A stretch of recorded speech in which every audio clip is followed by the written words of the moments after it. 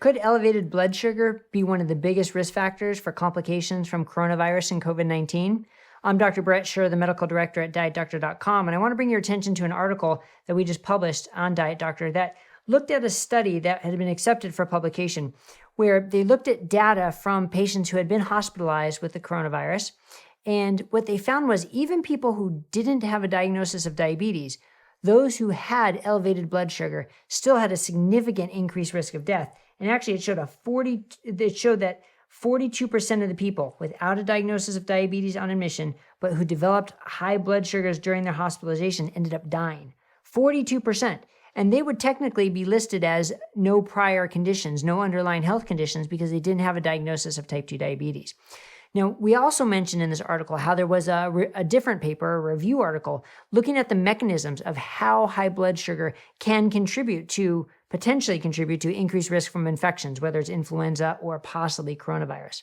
Now, here's the important point. None of this proves anything, right? These are observational studies, associational studies, but it's starting to add up that hyperglycemia itself may have something to do with it. But the other point is, like we've mentioned before, type 2 diabetes is not necessarily a bimodal problem, that if you don't have type 2 diabetes, you're completely healthy. It doesn't work that way.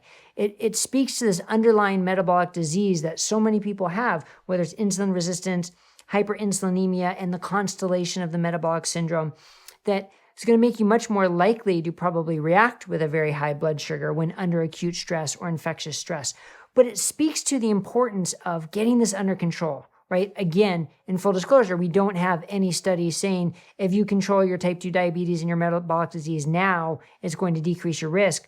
We just don't have data like that, right? We can't pretend that we can have all the data we need, but gosh, it sure makes sense that we want to prioritize our metabolic health now more than ever.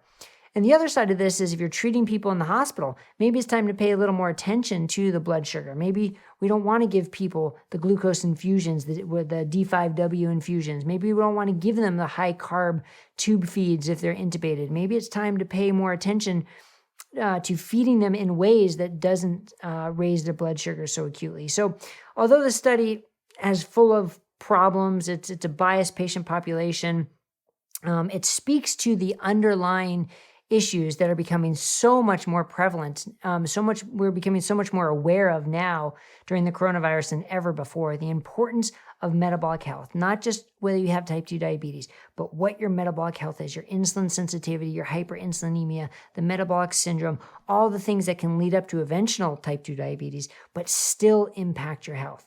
Now's the time to take charge. Now's the time to improve your health, not just for the coronavirus, but for the rest of your life. Because it's not just this infection, it's any infection.